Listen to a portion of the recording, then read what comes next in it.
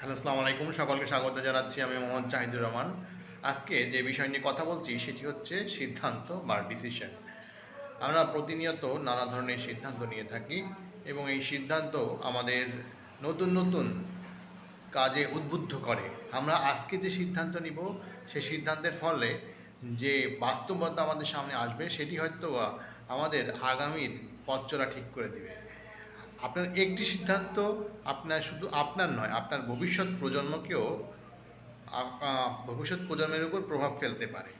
মনে করুন আপনি আজকে সিদ্ধান্ত নিলেন যে আপনি বিসিএস পরীক্ষার জন্য পড়ালেখা করবেন। এটা কিন্তু একটি অনেক সংগ্রামের বিষয়, অনেক ধৈর্যের বিষয়।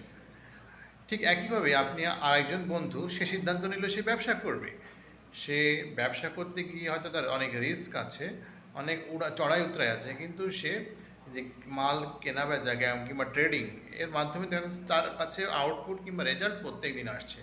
আর আপনি বিসিএস পরীক্ষার জন্য প্রস্তুতি নিচ্ছেন, আপনার জন্য একটি দীর্ঘ পথ পরিক্রমা রয়েছে। বিভিন্ন ধাপে ধাপে আপনাকে সামনে এগোতে হচ্ছে।